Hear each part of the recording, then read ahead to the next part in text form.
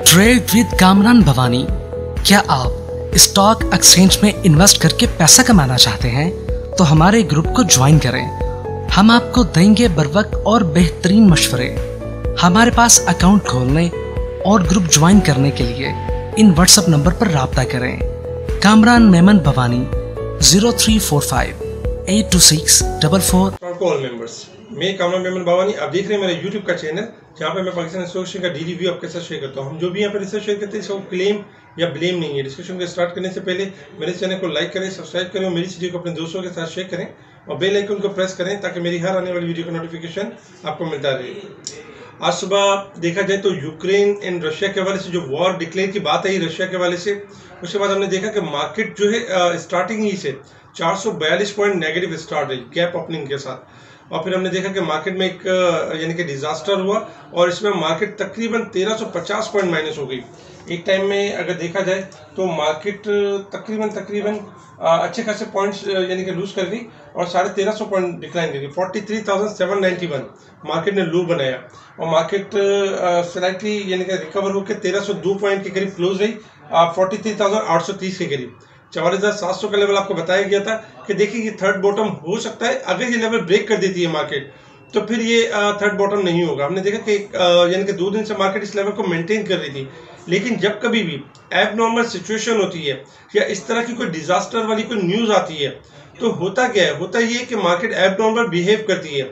Market अपने technical से थोड़ा हटके नेगेटिव परफॉर्म करती है। इस वक्त अगर देखा जाए तो दुनिया की तमाम मार्केट जो है वो डिक्लाइन की तरफ चली गई, जिसमें इंडिया की मार्केट 2700 पॉइंट इंडिया की मार्केट ने डिक्लाइन किया। इसके अलावा मुख्तलिफ नैस्डैक, डॉ जोन्स, इसके अलावा अगर एशियंस मार्केट, चाइनीज मार्केट, मुख्तलिफ मार्केट, मौसों की मार्केट एक टाइम में सस्पेंड भी हुई।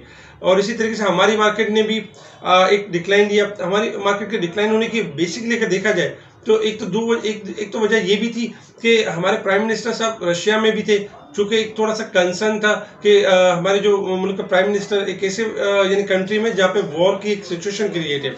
सेकंड नंबर पे ये था कि हमारे यहाँ पर जो है यानी कि इन्वेस्टर्स यानी कि फॉरेन इन्वेस्टर इतने ज़्यादा नहीं है, जो एक बहुत बड़ी सेलिंग नज़र है। लेकिन हमारे यहाँ पे सेलिंग जब इस तरह की कोई न्यूज़ डेवलप होती है, कोई डिजास्टर वाली है, कोई इस तरह की चीज़ डेवलप होती है, तो हमारे बिग प्लेयर्स, हमारे यानी कि जो बड़े गेमलर इंस्टीट्यूशन ये करते हैं कि मार्केट को लोअर साइड पर परफॉर्म रखते हैं ताकि मैक्सिमम हद तक जो इन्वेस्टर्स हैं वो खौफ के बारे अपने स्टॉक सेल करना शुरू कर दें। अक्सर ऐसा ही होता है कि इन्वेस्टर्स जब कभी भी ऐसी सिचुएशन होती है तो इन्वेस्टर्स खौफ में आ जाते हैं और उनको मुख्तलिफ फॉरम पे डराया जाता है कि मार्केट ने यानी 40,000 होना है, 38,000 होना है, 35,000 होना है, तो वो खौफ के हमारे सेल करना शुरू कर देते हैं।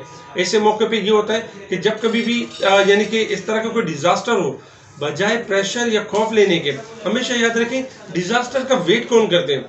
डिजास्टर का वो लोग वेट करते हैं जो यानी कि एक तरह से आप ये कहें घात लगा के बैठे हुए होते हैं कि कोई इस तरह का डिजास्टर हो, क्योंकि डिजास्टर आपके जो है सालों में कभी एक दफा होता है। सालों में ये अपॉर्चुनिटीज इन्वेस्टर्स को एक दफा मिलती है कि उस टाइम पे मार्केट 1300 या 1500 या 2000 पॉइंट इस ऐसी सिचुएशन में निकल जाए जो कि एब नॉर्मल हो, उस पर वो अपना पोर्टफोलियो बिल्ड करते हैं थोड़ा सा लॉन्ग टाइम के लिए और उसके बाद उसको एक अच्छे रिटर्न्स मिलते हैं। जैसे कि हमने मुख्तलिफ ऐसे मामला देखे, कभी हमने कोरोना वायरस देखा है, कोविड-19 में जब लॉकडाउन की सिचुएशन थी, यही पाकिस्तान स्टॉक एक्सचेंज यानी 1000 पॉइंट 1500 पॉइंट से ज्यादा माइनस कर गई थी, 1500 2000 पॉइंट माइनस कर गई थी जब लॉकडाउन लग रहा था।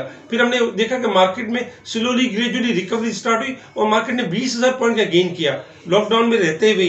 इसके अलावा अगर हम और थोड़ा पास्ट में जाए, जब पानामा लीक्स आया था उसमें भी यही सिचुएशन हुई थी कि एक टाइम में मार्केट 2000 पॉइंट यानी कि डिक्लाइन कर गई थी, 1200-1500 पॉइंट डिक्लाइन कर गई थी। फिर हमने देखा था कि मार्केट ने उसी टाइम में रिकवरी भी ली थी और मार्केट फिर ऐसे ऐसे स्लोली ग्रेजुअली रिकवर होना शुरू हुई थी।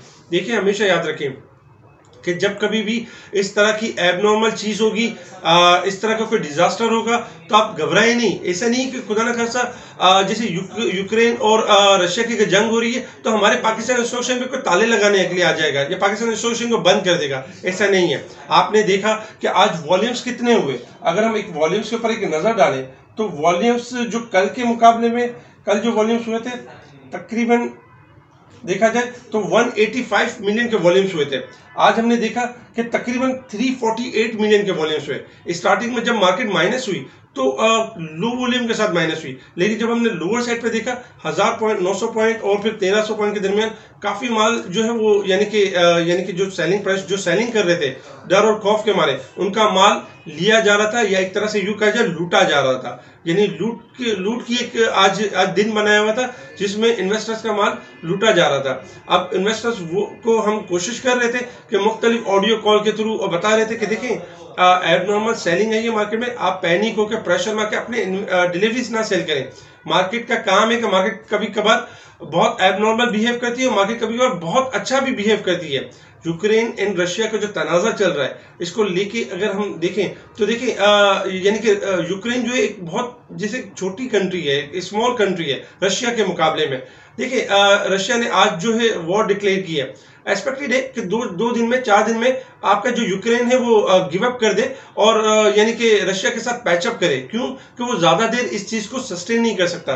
देखिए वॉर जब शुरू होती है ना तो किसी को पता नहीं होता कि वॉर एंड कब होगी, और खास करके यूक्रेन को तो ज्यादा सोच रहे हैं कि वो रशिया का मुकाबला कर सकेगा कि नहीं कर सकेगा। ओवरऑल अगर देखा जाए तो एक्सपेक्टेड है कि वीकेंड तक ये मामला सेट भी हो सकते हैं। लेकिन जिन लोगों ने प्रेशर में आके माल सेल कर दिया और कल को ये मार्केट आपकी रिबाउंड कर जाती है, जो कि इंशाल्लाह करेगी, रिबाउंड कर जाती है, तो उस टाइम पे इन्वेस्टर्स क्या करेंगे? वो तो ये कहेंगे कि यार स्टॉक मार्केट में हमने जो है वो सेल कर दिया और इस तरीके से हमने लॉस बुक किया। लॉस किसी ने आपको बुक नहीं करवाया, आपने खुद अपने हाथों से बुक किया। एक चीज हमेशा याद रखें कि आपके अगर आपने कोई इन्वेस्टमेंट की हुई है और आपके स्टॉक्स आपको लॉस दिखा रहे हैं, वो जब तक लॉस नहीं है जब तक आप बुक नहीं करेंगे। जब आप उसको एग्जीक्यूट करेंगे, बुक करेंगे, तब वो लॉस काउंट होता है। उससे पहले क्या होता है कि वो लॉस आपका फ्लोटिंग कर रहा होता है। तो ऐसे लेवल पे घबराने के बजाय अपना पोर्टफोलियो बिल्ड करें, अच्छे स्टॉक चूज करें, देखें कौन से स्टॉक्स जो है वो आपके बेहतर परफॉर्म कर सकते हैं या किनके अंदर अच्छी एवरेज बन सकती है। इसके साथ ही हमारा जो मेन कंसर्न है, अगर हम यूक्रेन रशिया के वाले से देखें तो हमारा मेन कंसर्न है ऑयल प्राइस, क्योंकि हमें जो हिट करता है वो ऑयल प्राइस करता है। यूक्रेन और रशिया में कोई भी जंग जीते उससे हमें कोई खास फर्क नहीं पड़ता, हमें फर्क पड़ता है ऑयल प्राइस से। कि अगर ऑयल प्राइस आपकी अपसाइड की तरफ जाएंगी तो नो डाउट हमारे यहाँ पे जो है वो इन्फ्लेशन में इजाफा होगा, नो डाउट हमारे जो है वो ट्रेड डेफिसिट बढ़ेगा, डॉलर थोड़ा सा अनसर्टेन हो सकता है, इंपोर्ट का बिल बढ़ सकता है। लेकिन एक चीज ये भी सोचने की है कि इसकी मैं एक छोटी सी एग्जांपल दूं। एग्जांपल इस तरीके से कि देखिए पाकिस्तान में किसी टाइम में पेट्रोल मिल रहा था आपको 110 रुपए पे, 100 रुपए पे पेट्रोल मिल रहा था, आज जाके वो 160 रुपए हो गया।